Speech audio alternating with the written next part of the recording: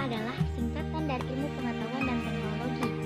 Iptek adalah suatu sumber informasi yang dapat meningkatkan atau menambah pengetahuan seseorang ataupun wawasan di bidang teknologi. B. Mengidentifikasi pengaruh kemajuan iptek terhadap Negara Kesatuan Republik Indonesia. Di sini terbagi atas 4 aspek. Yang pertama, aspek politik. Yang kedua, aspek ekonomi. Yang ketiga, aspek sosial budaya. Dan yang keempat, aspek hukum pertahanan dan keamanan. Pengaruh positif kemajuan iptek bagi kehidupan berbangsa dan bernegara. Yang pertama, aspek politik. A. Menjadikan nilai-nilai seperti keterbukaan, kebebasan, dan demokrasi berpengaruh kuat terhadap pemikiran maupun kemajuan bangsa Indonesia. Dengan adanya kebebasan yang bertanggung jawab, maka setiap orang dapat meningkatkan kualitas dirinya, serta keterbukaan akan dapat mencegah KKN menjadi pemerintah yang lebih bersih dan berwibawa. B. Kegiatan keperluan politik dengan menggunakan teknologi informasi menyebabkan sampainya berita lebih cepat, dilakukan secara efisien dan nyaman. Misal, masyarakat yang ingin mengajukan pendapatnya ke wakil rakyat cukup menggunakan email, surat dapat dengan segera. Yang kedua, aspek ekonomi. Yang pertama, membuka lapangan pekerjaan, seperti halnya banyak dibutuhkan pekerjaan online seperti Shopee yang membutuhkan karyawan dengan mengandalkan kemampuan di bidang teknologi, juga membutuhkan driver atau kurir untuk mengantar barang yang membuka lapangan pekerjaan. Yang kedua, makin terbukanya pasar internasional bagi hasil produksi dalam negeri. Yang ketiga, mendorong penanaman modal asing. Yang ketiga, aspek sosial budaya. Pertama, memperoleh informasi dari berbagai negara. Kita bisa mencontoh atau belajar banyak dari tata nilai sosial budaya, cara hidup, pola pikir yang baik maupun iptek dari bangsa lain yang telah maju untuk kemajuan dalam kesejahteraan kita. Yang kedua, hubungan sosial antara masyarakat dapat berlangsung di mana saja dan kapan saja.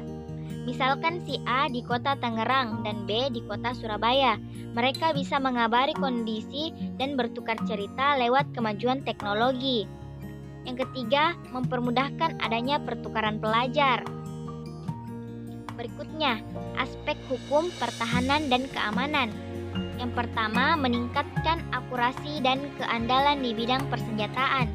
Seperti zaman sekarang, teknologi semakin canggih. Dengan adanya bom nuklir dan senjata tentara yang sangat canggih di medan tempur, serta peluncuran helikopter perang untuk pertahanan negara yang sangat canggih, beda seperti dulu yang persenjataannya sangat minim. Yang kedua, makin menguatnya supremasi hukum, demokrasi, dan tuntutan terhadap dilaksanakannya hak asasi manusia. C. Di samping dampak positif iptek terhadap NKRI, terdapat juga dampak negatifnya, yaitu yang pertama, aspek politik. A. Nilai-nilai seperti kebebasan, demokrasi, dan keterbukaan bisa disalahartikan oleh masyarakat, dapat membuat terganggunya stabilitas di dalam negeri. B. Mempengaruhi pikiran masyarakat untuk berpaling dari ideologi Pancasila dan mencari alternatif ideologi lain.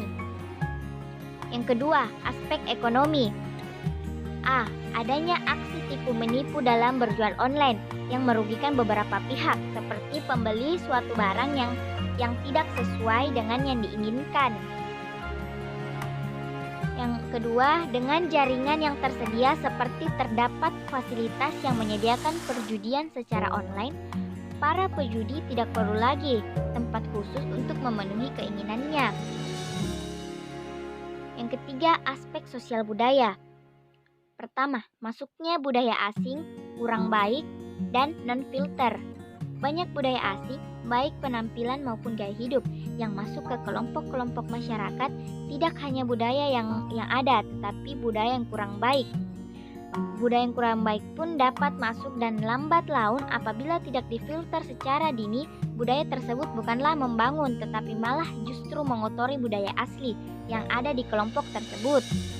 Yang kedua, seseorang yang terus-menerus bergaul dengan komputer akan cenderung menjadikan dirinya seseorang yang individualis. Yang keempat, aspek hukum pertahanan dan keamanan. Berkaitan dengan teknologi senjata pemusnahan massal (WMD) seperti senjata nuklir dan senjata biologi dikhawatirkan akan menjadi ancaman terbesar bagi suatu negara bila digunakan oleh pihak yang tidak bertanggung jawab.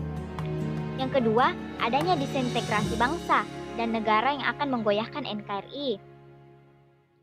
D. Solusi dalam mengatasi dampak negatif iptek. Yang paling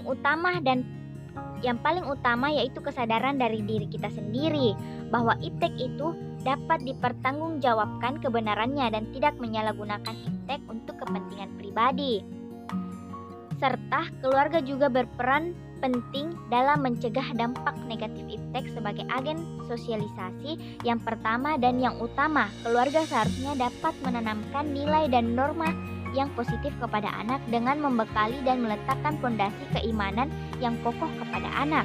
Yang kedua, tidak membebaskan anak dalam menggunakan handphone.